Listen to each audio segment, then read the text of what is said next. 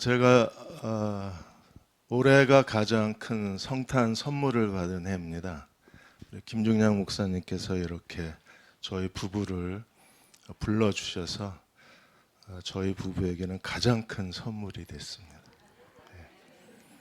어제 호텔도 아주 깨끗한 호텔 잡아주셔서 저희 편하게 어제 와서 잘 쉬고, 그리고 오늘 이렇게 성탄 예배를 통하는 교회 교우님들과 오늘 또 처음 오신 분들과 같이 예배드리게 돼서 너무나 감사합니다.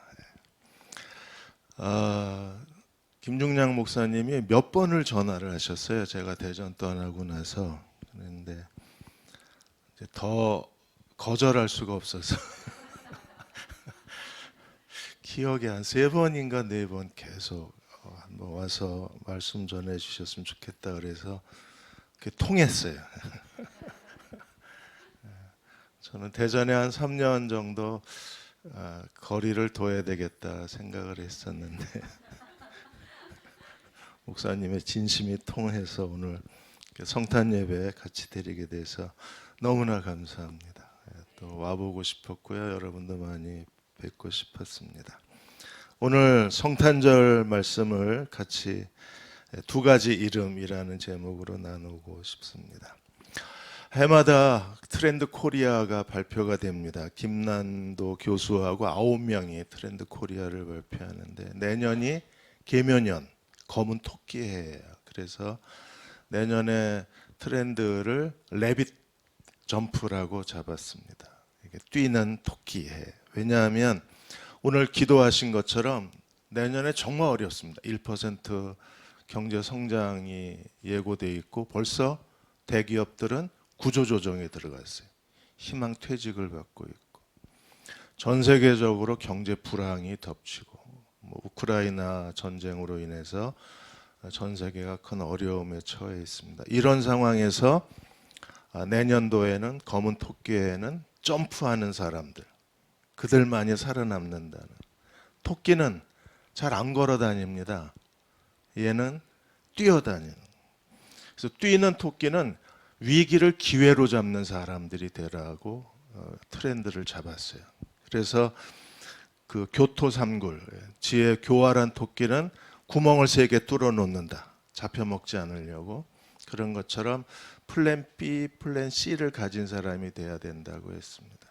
위기를 기회로 만드는 사람들, 어떤 사람들일까요? 예수님은 우리의 인생의 위기를 기회로 만들어 주시는 분이십니다. 믿으십니까? 우리가 그리스도를 믿는 가장 중요한 이유 중에 하나, 성탄절에 오신 예수 그리스도는 어떤 분이세요? 우리의 인생의 가장 큰 어려움을, 위기를, 우리의 절망을 기회로 바꾸어 주시는 분입니다. 인생의 가장 큰 2가지 위기가 있어요. 모든 사람에게 인생의 가장 큰 어려움 2가지가 있습니다. 하나가 죄, 하나가 무능입니다. 이 죄와 무능의 문제를 해결하지 않으면 우리가 자기 인생을, 내가 원하는 인생을 살아갈 수 없는 거예요. 예수님은 이 땅에 오신 목적이 인간의 이 가장 큰 2가지 절망, 죄와 무능을 해결하기 위해서 이 땅에 오신 거예요. 오늘 예수님이 어떻게 이 땅에 오셨습니까? 예수님이 오신 그 장면을 마태복음 1장 18절 20절에서 2번 반복하는 이야기가 뭐예요? 성령으로 잉태된 것이 드러났다는 겁니다. 1장 18절에 성령으로 잉태됐다. 1장 20절에 성령으로 잉태되었다고. 예수께서 이 땅에 사람으로, 인간의 몸으로 태어나실 수 있는 것은 자연적 성장, 출생 과정이 아니라 신적 출생, 성령으로 잉태된 것이 드러났다고 했어요. 그래서 갈라디아 4장 4절에서는 예수님이 남자에게서 태어난 게 아니라 여자에게서 태어났다 그랬어요. 왜냐하면 성령으로 잉태되신 분이시기 때문에. 또 고린도전서 15장 47절에는 하늘에서 오신 분이라 그랬어요. 땅에서 태어나신 분이 아니라 하늘에서 태어나신 분이라고 했습니다. 예수님이 태어나셨을 때 우리가 잘 아는 대로 말구유, 베들레헴 말구유에서 태어났다고 합니다. 말구유가 어디에 있었을까요? 네, 베들레헴에서 지금 이스라엘 유대학을 연구하시는 이스라엘 유대학 연구소 이강근 소장님이 베들레헴에 그 당시에 많은 사람들이 호적 등록하기 위해서 베들레헴 고향에 방문을 해서 호적을 등록했는데, 당시에 여관, 호텔, 모텔, 여인숙은 전부 동굴 하우스입니다. 이렇게 콘크리트 건물이나 아니면 잘 지어진 그런 건물이 아니라 동굴이에요. 그래서 당시에 많은 사람들이 동굴에다가 그 집을 만들고 굴을 파고 거기에 이제 숙박 시설이 있었어요. 근데 예수님의 아버지 어머니 요셉과 마리아가 베들레헴에 왔을 때에는 이미 게스트하우스가 다 찼어요. 2층이 게스트하우스고 1층이 주인이 거주하고 짐승이 거주하는 데인데, 2층에 게스트하우스가 다 차서 어쩔 수 없이 예수님은 1층에 주인이 거하는 1층에 머물게 됐는데, 주인의 방을 빌릴 수 없으니까 그 옆에 짐승들이 머무는 말구유에 예수님이 태어나셨어요. 예수님은 동굴 출신입니다. 산부인과가 아니라 예수님은 동굴에서 태어나셨어요. 그리고 예수님이 나중에 십자가에 죽으셨을 때에 아리마다 요셉이 예수님을 자기 무덤에 장사 지냈는데 그 무덤도 동굴입니다. 예수님은 정말 가난하게 오신 거예요. 정말 낮아지신 분이십니다. 동굴에서 태어나서 동굴에 장사 지내신. 그래서 예수님은 동굴에서 시작해서 동굴에서 인간의 삶을 끝내신 분이세요. 가난하게 오신 예수님, 그분은 오늘 두 가지 이름으로 소개가 됐습니다. 예수님의 이름은 한 가지가 아니라 두 가지입니다. 세 가지가 아니라 두 가지입니다. 그 첫 번째 이름이 예수라는 이름입니다. 1장 21절에 같이 한번 읽어볼까요? 1장 21절, 아들을 낳으리니 이름을 예수라 하라. 이는 그가 자기 백성을 그들의 죄에서 구원할 자이심이라. 예수, 여호수아, 호세아. 구약의 여호수아가 신약에서는 예수하고 같은 이름입니다. 예수라는 이름의 뜻이 뭐예요? 그가 자기 백성을 그들의 죄 가운데에서 구원할 자이십니다. 그러므로 예수님이라는 이름은 구원자라는 뜻입니다. 우리를 어디서 구원하세요? 죄로부터. 죄가 뭔가요? 죄가 뭐예요? 오늘 기도하시는 집사님께서 지금 한국 사회를 뒤덮은 거짓과 위선과 불법, 이게 전부 죄입니다. 근데 이 죄가 어디로부터 와요? 죄라는 단어의 뜻이 무엇입니까? 하마르티아라는 단어의 뜻은 하나님과의 관계가 깨졌다는 거예요. 인간이 왜 죄와 위선과 탐욕과 그리고 온갖 비인간적인 무법의 상태에 빠지는 가장 큰 이유가 어디 있어요? 하나님과의 관계가 깨진 데서부터 윤리적 타락이 오는 거예요. 의는 무엇입니까? 죄의 반대말 의, 디카이오 순에는 하나님과의 관계가 회복됐다는 거예요. 하나님과의 관계가 깨짐으로 인해서 인간이 우리가 말하고 있는 모든 불법과 거짓과 증오와 탐욕과 그리고 인간의 모든 모순된 행위가 다 드러나는 거예요. 아주 그 냄새나는 시궁창 악취가 나는 인간의 모든 도덕적 타락의 원인은 하나님과의 관계가 깨진 데서 온 거예요. 예수님은 이 죄로부터 우리를 구원하기 위해서 오셨어요. 인간의 모든 죄를 용서하시고 하나님과의 관계를 회복시켜 주시고 죄로부터 우리를 해방시켜 주시는 우리의 메시아이십니다. 그 주님을 믿으십니까? 히브리서 9장 27절 28절에 인간에 대해서 이렇게 말씀하셨어요. 한 번 죽는 것은 사람에게 정하신 것이요. 죽음은 정해진 겁니다. 우리는 다 죽어요. 이제 나이가 드니까 어떻게 죽어야 되나 걱정이 됩니다. 너무나 많은 분들이 하나님께로 다시 돌아가는 모습을 보면서 아름답게 죽고 싶다, 깨끗하게 죽고 싶다는 생각을 하게 돼요. 너무 힘들고 고통스럽게 죽어가는 모습을 보면서 죽음도 아름다웠으면 좋겠다는 생각을 하게 됩니다. 오늘 통하는 교회, 오늘 이 성탄 예배에 오시는 모든 분들이 죽음이 아름다워지시기를 주의 이름으로 축원합니다. 자다가 죽으면 참 좋을 것 같아요. 죽는 게 너무 힘들어요. 죽는 게 너무 고통스럽고. 근데 한 번 죽는 것은 거기서 끝나는 게 아니라, 한 번 죽는 것은 사람에게 정하신 일이요, 그 후에 뭐가 있어요? 심판, 하나님의 심판이 있어요. 그러니까 죄를 가지고 죽으면 하나님의 심판을 벗어날 수 없는 거예요. 그래서 죄 가운데 죽는 사람들은 영원한 지옥의 형벌을 피할 수가 없는 거예요. 죄 문제를 해결해야 우리가 죽은 뒤에 하나님의 낙원에 이를 수 있는 거예요. 그래서 28절에 그리스도가 하신 일이 뭐예요? 이와 같이 그리스도도 많은 사람의 죄를 담당하시려고 단번에 십자가에 들이신 바 되었고, 구원에 이르게 하기 위하여 죄와 상관없이 자기를 바라는 자들에게 두 번째 나타나시리라. 오늘 본문을 자세히 보십시오. 많은 사람의 죄를 담당하시려고 단번에 죽으셨어요. 예수님이 십자가에 죽으신 이유가 어디 있습니까? 우리의 죄를 담당하시기 위해서. 그리고 또 하나 더 중요한 그리스도의 구원 사역이 있어요. 죄와 상관없이 자기를 바라는 자들에게 두 번째 나타나실, 한 번 더 주님이 재림하십니다. 그때는 어떤 사람들이 그리스도와 함께 영원한 나라를 상속할 수 있어요? 죄와 상관없는 사람들. 죄를 위하여 한 번 오셔서 첫 번째 성육신, 많은 사람의 죄를 담당하시려고 십자가에 죽으셨어요.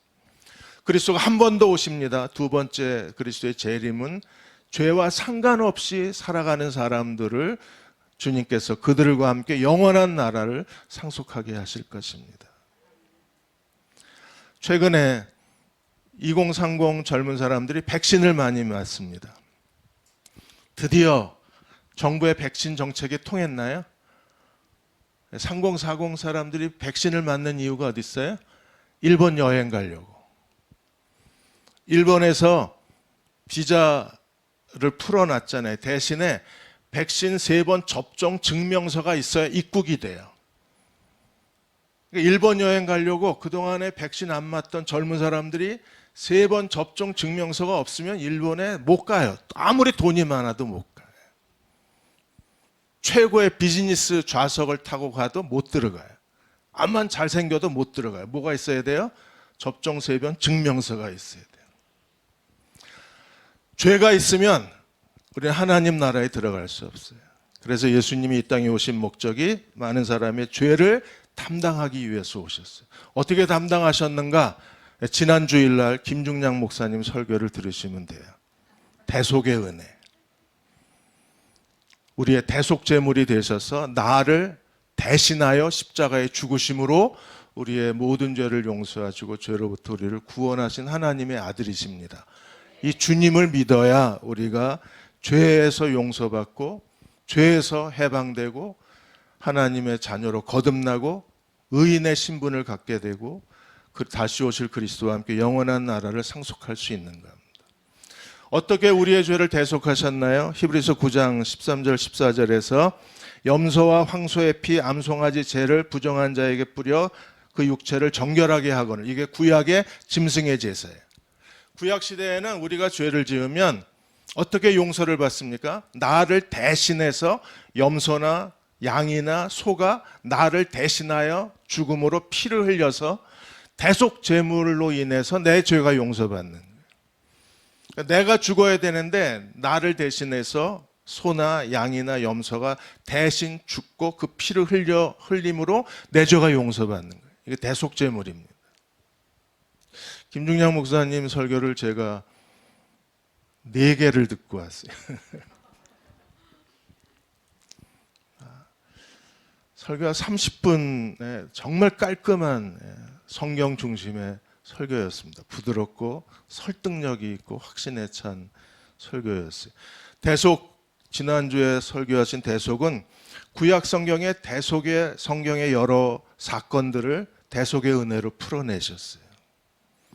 나를 대신하여 짐승이 피를 흘림으로 용서받았는데, 그런데 이제 예수께서 오셔서 그분 자신이 대속제물이 되셔서 십자가의 죽으심으로 말미암아 예수 그리스도의 피로 우리의 모든 죄를 용서하시는 거예요. 짐승의 피가 인간의 죄를 용서하셨다면 하나님의 아들의 거룩한 피는 우리의 모든 죄를 완벽하게 용서하실 뿐 아니라 우리를 죄로부터 해방시켜주는 거예요. 14절에 이렇게 말합니다. 하물며 영원하신 성령으로 말미암아 흠없는 자기를 하나님께 드린 그리스도의 피가 어찌 너희 양심을 죽은 행실에서 깨끗하게 하고 양심까지 깨끗하게 하고 살아계신 하나님을 섬기게 하지 않겠느냐. 하나님을 섬길 능력을 주는 것이 그리스도의 피의 은혜예요. 오늘 예수 그리스도를 믿으면 그 그리스도의 십자가의 피가 우리의 모든 죄를 용서하고 양심을 다시 깨끗게 하고 하나님을 능히 섬기는 자로 우리를 구원해 주실 것을 믿습니다. 구원을 이렇게 말했습니다. 바울은 디도서 2장 14절에 같이 한번 읽겠습니다. 그가 우리를 대신하여 자신을 주심은 모든 불법에서 우리를 속량하시고 우리를 깨끗하게 하시고 선한 일을 열심히 하는 자기 백성이 되게 하려 하심이라. 세 가지 은혜가 뭐예요? 깨끗하게 하시고 속량하시고 하나님의 선한 일을 열심히 하는 하나님의 백성이 되게 하셨어요. 이 일을 이루시기 위해서 주님이 이 땅에 오셨고 오늘 성탄절이 그 주님께서 이 거룩한 일을 위해서 우리에게 오신 분이시고 십자가의 죽으심으로 누구든지 믿는 자들을 구원하시는 하나님의 은혜를 우리에게 증거하게 하신 겁니다. 오늘 아직까지 그리스도를 믿지 못하시는 분들이 계시면 오늘 이 은혜가 그분들의 마음에 임해서 진정한 주님으로부터 죄 용서의 기쁨을 누리시는 사랑하는 주의 백성들이 되시기를 주의 이름으로 축원합니다. 한동대학교 총장을 하셨던 그 장순홍 박사님이 하인 장순홍이라는 책을 이번에 쓰셨어요. 이번에 원자력 공학자이십니다. 서울대 원자력 공학과를 나오시고 MIT 나오시고 여기 카이스트 교수 하시다가 이제 한동대 총장까지 하셨는데 이분이 고등학교 1학년 때 인생의 회의가 왔어요. 요 사춘기가 아주 무섭습니다. 고1이 인생의 허무감에 빠진 겁니다. 어차피 다 죽을 건데 뭐 알아서 하나 이런 생각을 해서. 공부를 못했나? 아니요. 전교 10등 안에 들었어요. 공부도 잘하는 학생이 인생의 허무감이 빠진 겁니다. 살아서 뭐 하나. 근데 고등학교 2학년 때 어머니가 애가 하도 방황을 하니까 엄마 따라서 교회를 갔으면 좋겠다. 그래서 워낙 또 착한 효자여서 그래서 엄마 따라서 교회를 갔는데 덕수교회를 갔는데 교회 로비에 요한복음 3장 16절이 써 있었던 거예요. 하나님이 세상을 이처럼 사랑하사 독생자를 주셨으니 누구든지 저를 믿는 자마다 멸망치 않고 영생을 얻게 하려 하심. 멸망치 않고 영생을 그 요한복음 3장 16절을 읽는 순간에 마음이 뜨거워지신 거예요. 그 말씀이 계속 생각이 났대요. 그리고 마침내 나 예수님 믿겠습니다. 멸망치 않고 싶습니다. 영생을 얻고 싶습니다. 그리고 그날 예수님을 영접해서 그래서 이 장순홍 박사는 어디를 가든지 지금 여기 국민일보 기사 타이틀도 뭐예요? 고2 예수님 만난 때가 내 인생의 결정적 순간이다. 예수님을 만나고 그분이 모든 죄가 용서받은 그 기쁨을 얻고 이제는 나는 멸망치 않는다. 인생의 허무감과 절망에서 벗어나서 이제 나는 영생을 가졌다. 그래서 하나님의 사람으로 살겠다고 결심을 하시고 고등학교 때부터 전도에 힘을 쓰셨어요. 공부를 워낙 잘하니까 야 영어 가르쳐줄게 교회 나와. 수학 가르쳐줄게 교회 나와. 이래가지고 학교 친구들을 교회로 다 데리고 나와서 그때 10명이었던 고등부가 90명이 넘었다. 그리고 지금 한동대 총장이 되셔서도 복음의 증인으로 계속 살아가신 거예요. 그리스도의 예수 그리스도의 은혜, 그분은 예수님은 나의 구원자에 있었다. 오늘 우리에게도 예수님은 나를 죄로부터 용서하시고 자유케 하시고 하나님과 바른 관계를 가져오는 나의 구세주가 되시기를 주의 이름으로 축원합니다. 두 번째 이름은 뭐예요? 임마누엘. 1장 22절 23절 같이 한번 읽겠습니다. 이 모든 일이 된 것은 주께서 선지자로 하신 말씀을 이루려 하심이라. 이르시되 보라 처녀가 잉태하여 아들을 낳을 것이요 그 이름은 임마누엘 하리라. 예수님의 두 번째 이름은 임마누엘입니다. 오늘 이 말씀은 이미 이사야 7장 14절에 700년 전에 예언된 말씀이에요. 그리고 마침내 그리스도께서 처녀가 잉태하여 아들을 낳으리니 누구예요? 예수 그리스도. 그분의 이름은 임마누엘입니다. 임마누엘의 뜻이 무엇입니까? 임, with, 함께, 마누, us, 우리와, 엘, 하나님. 그래서 임, 함께, 마누, 우리와 엘, 하나님. 우리와 함께 계신 하나님.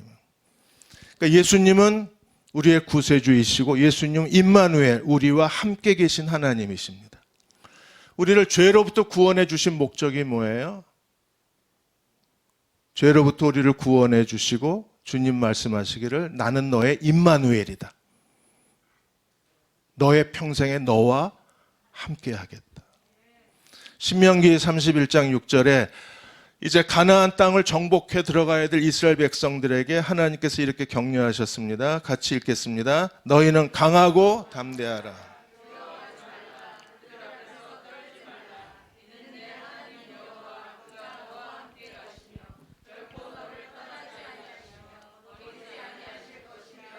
아멘. 자, 이스라엘 백성이 광야를 지나서 가나안 땅을 정복해 가는데 주님이 말씀하셨어요. 두려워하지 마라. 강하고 담대하라. 왜요? 내가 너와 함께 하리라. 하나님께서 나와 함께 하신다면 우리는 어떤 일에도 두려워할 필요가 없습니다. 주님께서 약속하시기를 결코 너를 떠나지 아니하며 너를 버리지 아니할 것이라. 하나님께서 나와 함께 가신다면 충분하지 않나요? 가끔 부모님들은 자녀들을 쳐다보고 너무 많은 염려를 하십니다. 제가 어떻게 될까? 앞으로 지금 2030 아이들 결혼도 안 하고 애도 안 낳고 내 아이가 이 세상에서 어떻게 살아가야 될까? 긴 한숨을 쉽니다. 그러실 필요 없습니다. 주님께서 사랑하는 아들, 딸들과 함께 계신 하나님이 함께 계심을 믿으십니까? 하나님이 함께 계시고 결코 떠나지 아니하시고 결코 버리지 아니하신다면 하나님이 함께 하신다면 하나님께서 그들의 길을 여시고 그들의 마음의 소원을 이루어 주시고 그들의 걸음을 평탄케 해 주실 것입니다. 정말인가요?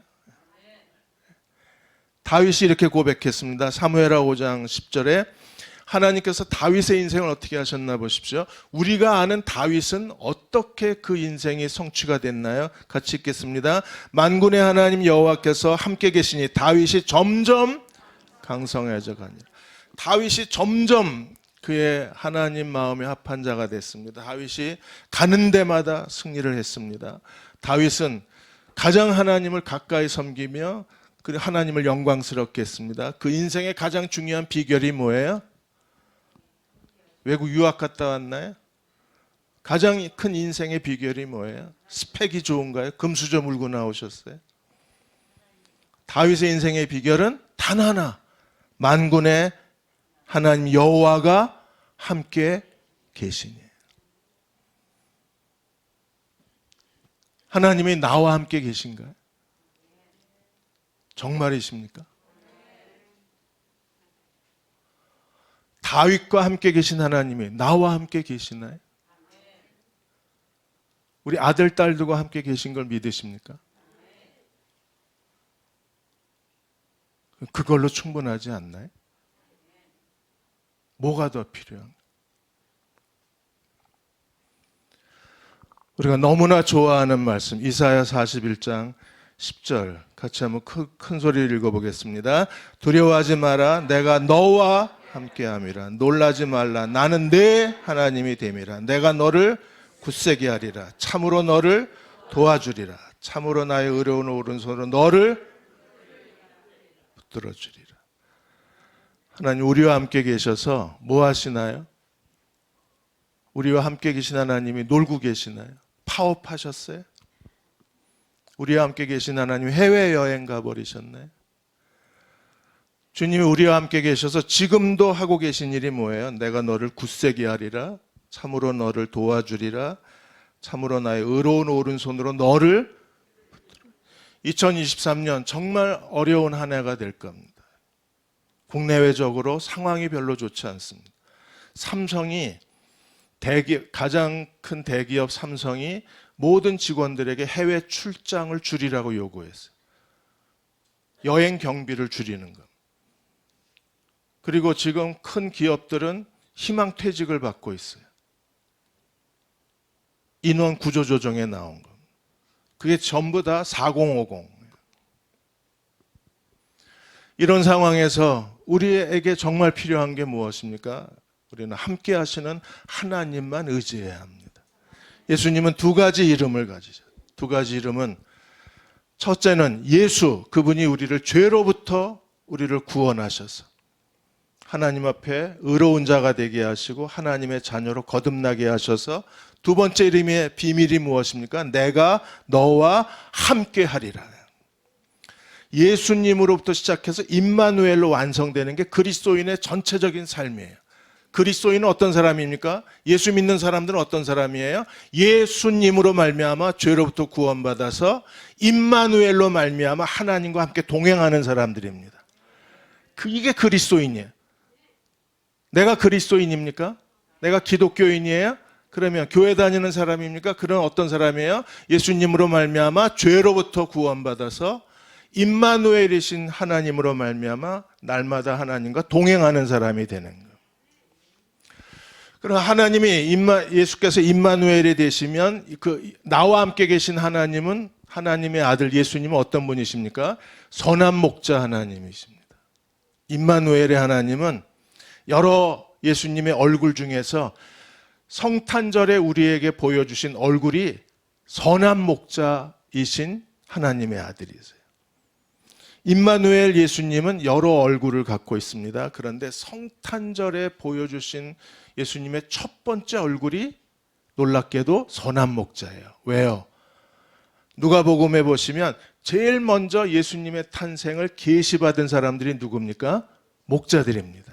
누가복음 2장 8절에 그 지역의 목자들이 밤에 양떼를 지켰습니다. 그러자 11절 12절에 천사들이 나타나셔서 예수님의 탄생을 예고했어요. 같이 읽겠습니다. 11절 오늘 다윗의 동네에 너희를 위하여 구주가 나셨으니 곧 그리스도 주시니라. 12절 너희가 가서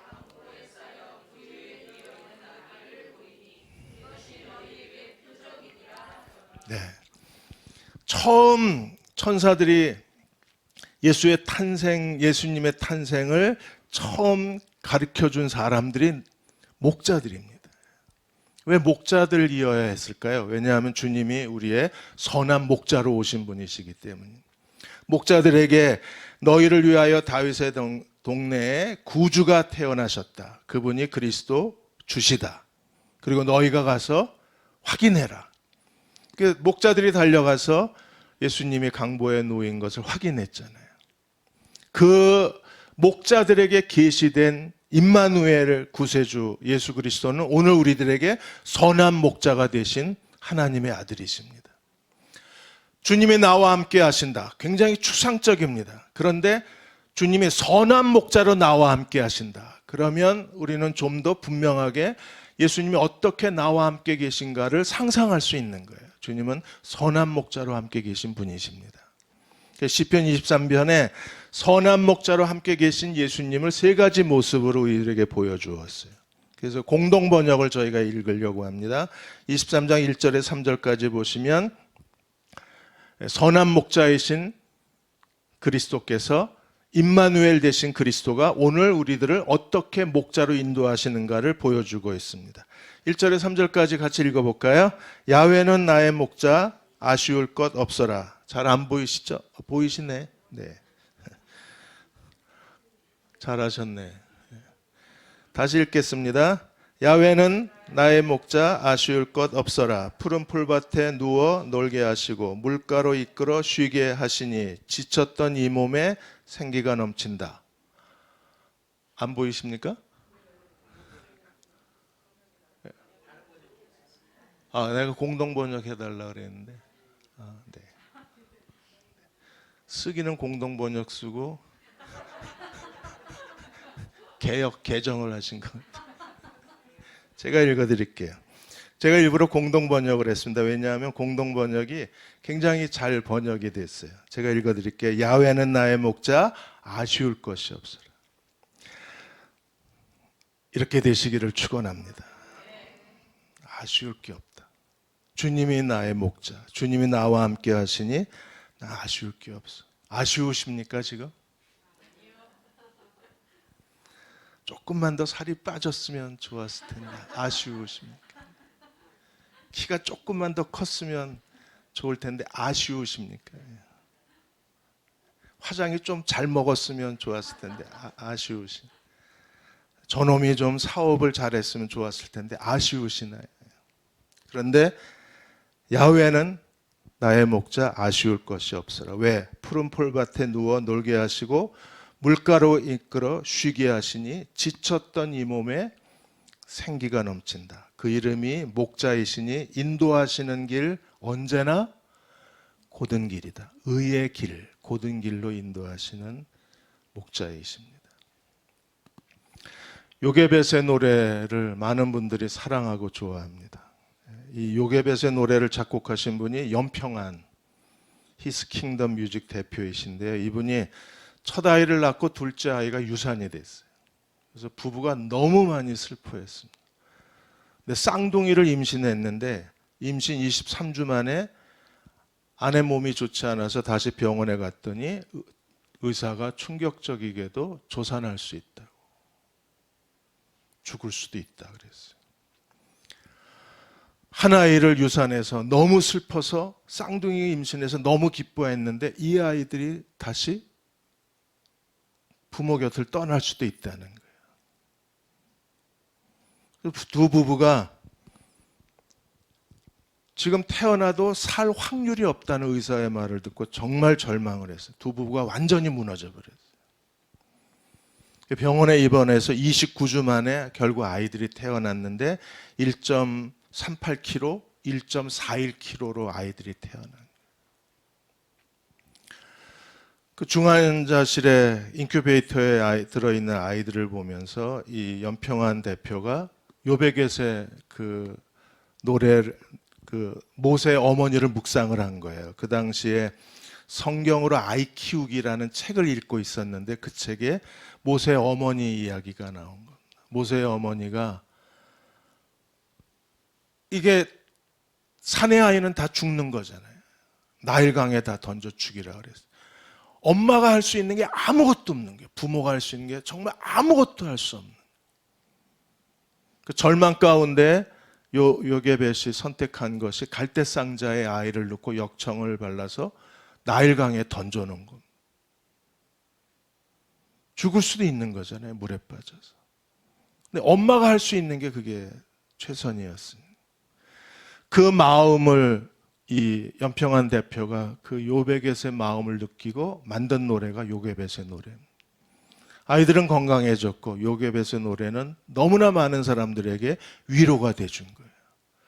살다 보면 힘든 일이 있고 어려운 일이 있지만 결국에 하나님은 그 길을 곧은 길로 만들어주신 하나님이십니다.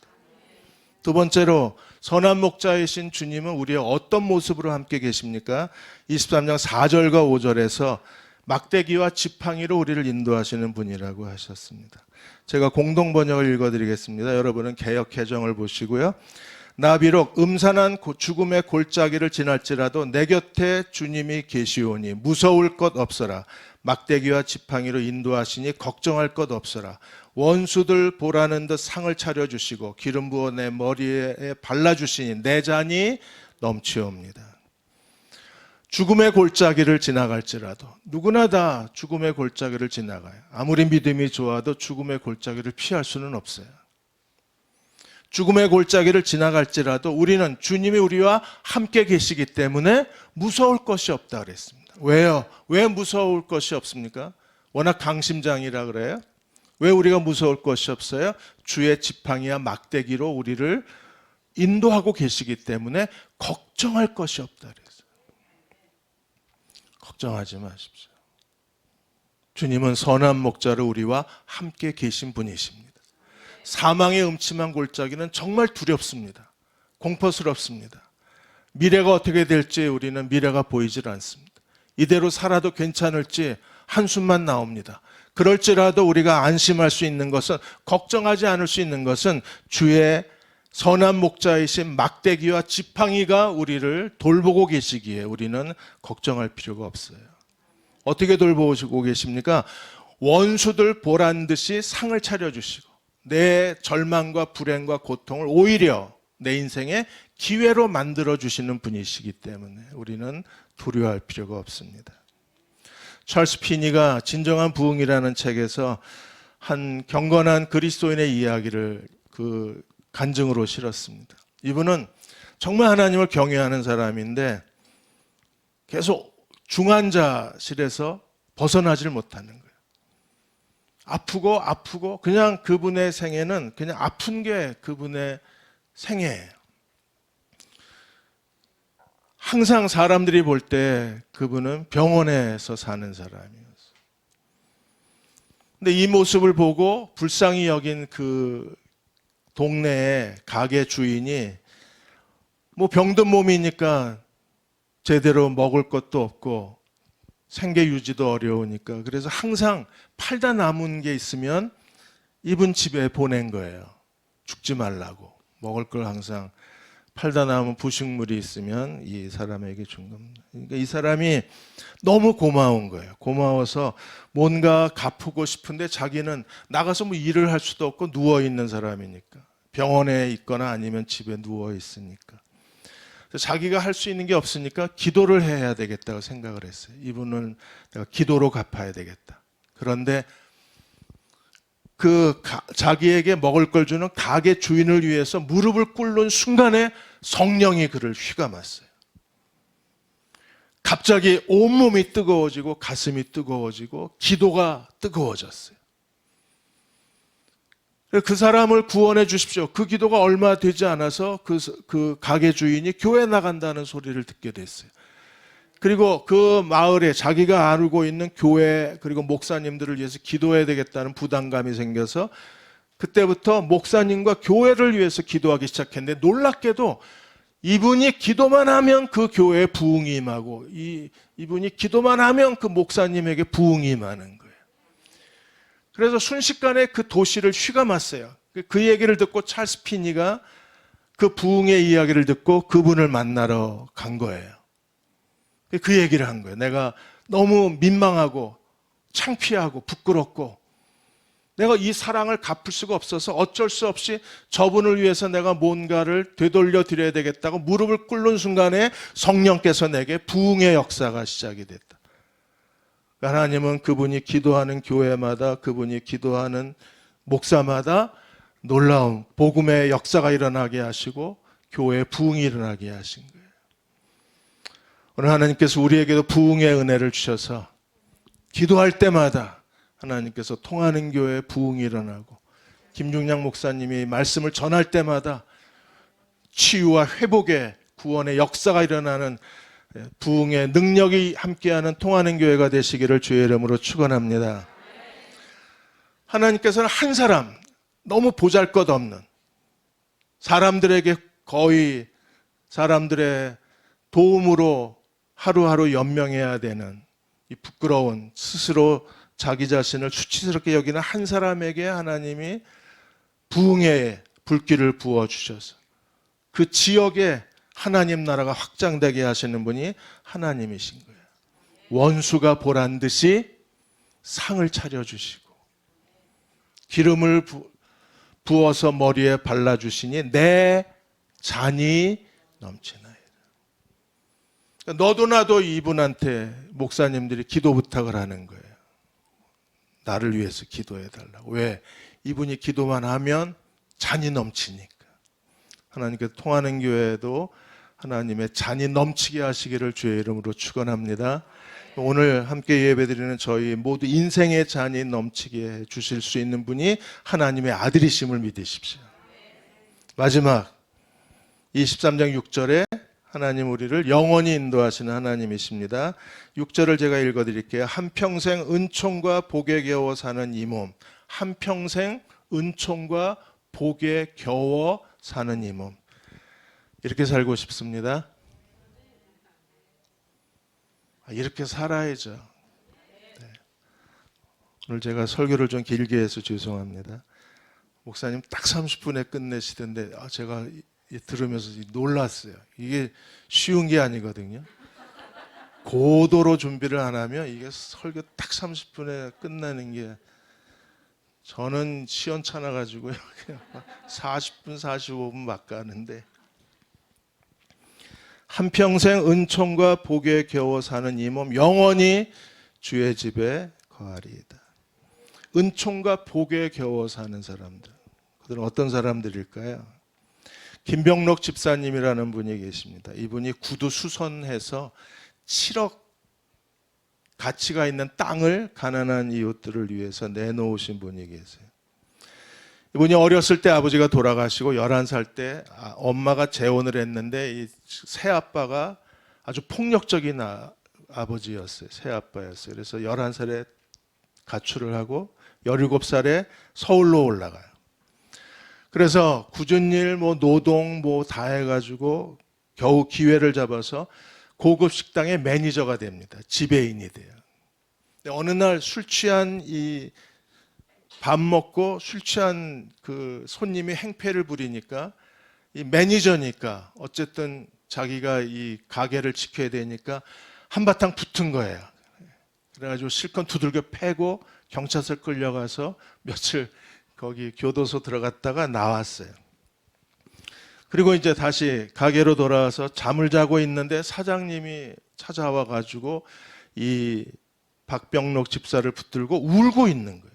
자는데 누가 자꾸 옆에서 컥컥컥 거리는 거예요. 눈을 떠보니까 사장이 자기 옆에 앉아서 울면서 야, 너 뭐라고 막 그러는데 나중에 보니까 이게 기도하는 거였더래요.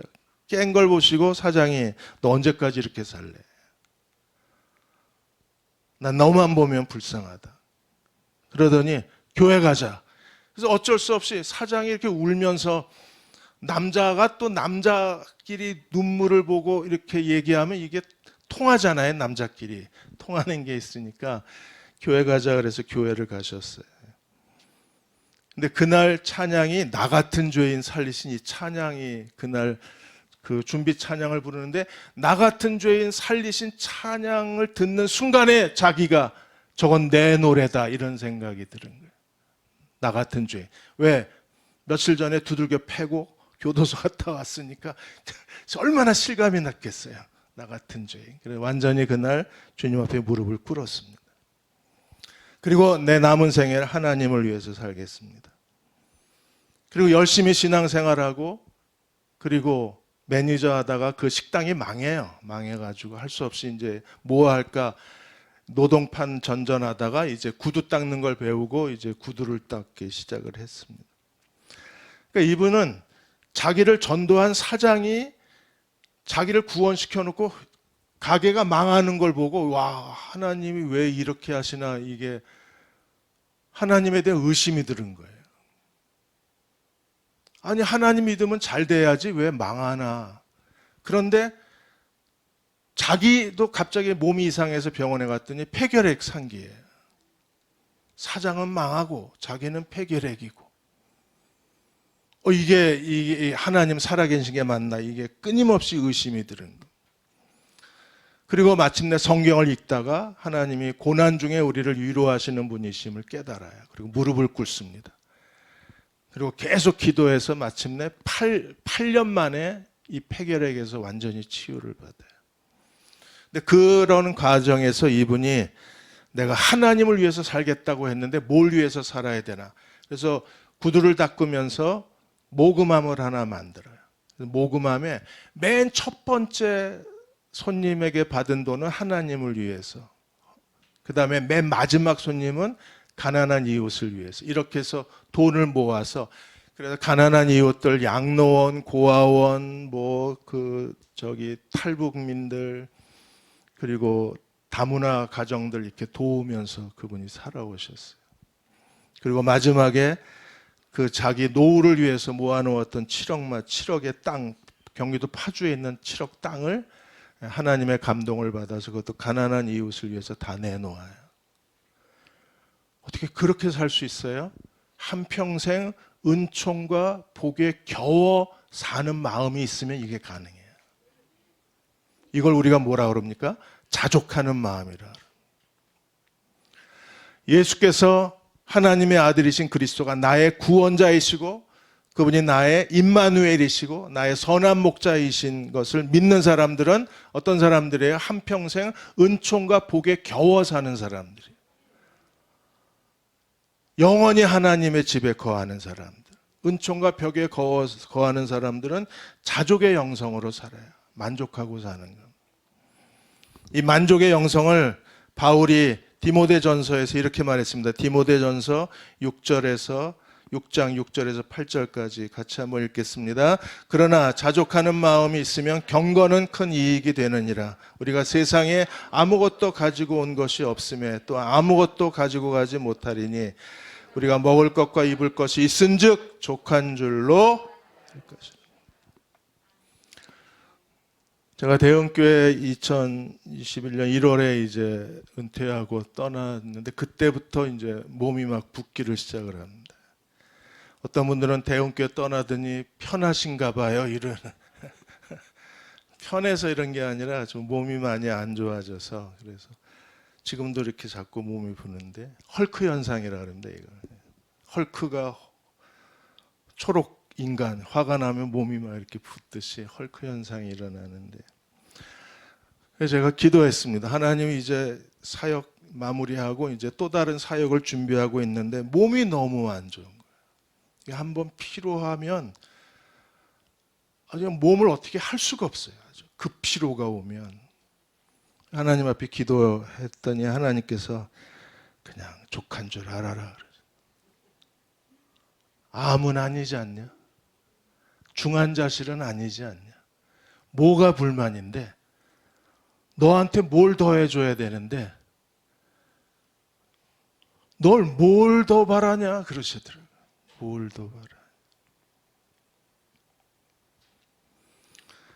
자족하는 마음이 경건에 큰 이익이 된다. 한평생 은총과 복에 겨워 사는 사람들이 하나님의 집에 영원히 거할 수 있는 거예요. 어차피 우리가 이 땅에 살아가는 동안에 먹을 것과 입을 것이 있은즉 족한 줄 알아요. 왜? 죽으면 아무것도 가져갈 수 없잖아요. 그러니까 자족의 영성에서 뭐가 나와요? 17절에서 19절까지 하나님이 우리를 구원해 주신 목적이 여기 있는 것. 왜 우리를 하나님이 구원하셨어요? 내 이웃을 내 몸과 같이 사랑하라고. 내 이웃을 내 몸과 같이 사랑하는 사람은 어떻게 사는 사람입니까? 이렇게 사는 사람. 자족의 영성이 있어야만 이렇게 살 수 있어요. 이렇게 사는 사람들이 예수님의 두 가지 이름, 예수와 임마누엘 그 믿음을 고백할 수 있는 사람들입니다. 17절 19절 읽고 마치겠습니다. 같이 읽겠습니다. 내가 이 세대에서 부한 자들을 명하여 마음을 높이지 말고 정함이 없는 재물에 소망을 두지 말고 오직 우리에게 모든 것을 후히 주사 누리게 하신 하나님께 두며 선을 행하고 선한 사업을 많이 하고 나누어 주기를 좋아하며 너그러운 자가 되게 하라. 이것이 장래에 자기를 위하여 좋은 터를 쌓아 참된 생명을 영생을 취하는 것이라. 뭐가요? 선을 행하고 오늘 성탄원금 탈북민 여성들을 위해서 쓴다고 그래서 제가 너무나 감사했습니다. 누가 이 일을 할 수 있어요? 자족의 영성. 있는 것을 족한 줄로 아는 사람들이 나누어 주기를 좋아하는 거예요. 선한 사업을 많이 하고 나누어 주기를 좋아하고 너그러운 자가 되게. 이것이 장래에 자기를 위하여 좋은 터를 쌓아 참된 생명을 취하는 것이라. 그 길이. 우리를 구원해 주신 목적은 여기에 있는 것. 내가 너희를 사랑한 것 같이 너희도 서로 사랑하라고 말씀하십니다. 예수님은 우리의 예수님이십니다. 예수님은 나의 임마누엘이십니다. 그분은 나의 선한 목자이십니다. 이 주님과 함께 2022년을 함께 동행해 오신 사랑하는 교우들이 2023년도에도 이 선한 목자이신 주님과 동행하시는 하나님의 참 백성이 되시기를 주의 이름으로 축원합니다. 자, 우리 잠깐 기도하겠습니다. 저는 오랜만에 와서 오늘 설교를 길게 해서 죄송합니다. 그래도 오늘 혹시 우리 가운데 주님, 나는 아직까지 예수님을 나의 구세주로 영접하지 못했는데 오늘 예수님이 나의 구세주가 되시면 좋겠습니다. 예수님, 나의 임마누엘이 되어 주십시오. 나는 혼자 사는 게 너무 두렵습니다. 살 자신이 없습니다. 나는 하루하루 아침에 눈 뜨는 게 너무 두렵습니다.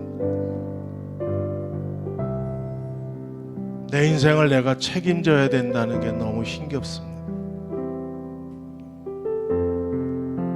남편, 아내, 아들, 딸들, 나는 너무나 무능하기만 합니다. 아무것도 도와줄 수가 없습니다.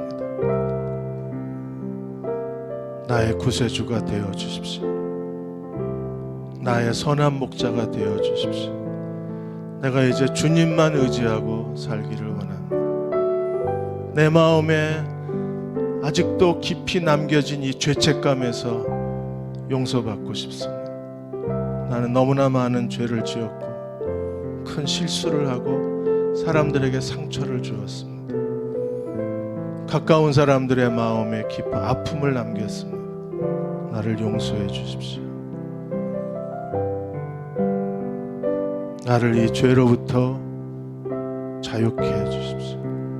나의 구세주가 되어 주시고 나의 임마누엘이 되어 주십시오. 주님을 만나고 싶습니다. 주님을 나의 구세주로 모시고 싶습니다. 하나님 사랑 안에서 살고 싶습니다. 그렇게 원하시는 분들은 우리 이 시간에 한 1, 2분간 우리 목사님 나오실 때까지 주여 나를 찾아와셔서 나를 만나 주십시오. 나의 구세주가 되어 주시고 나의 임마누엘이 되어 주십시오. 나에게 자족하는 마음을 더하여 주옵소서. 같이 조용히 통성으로 기도하겠습니다.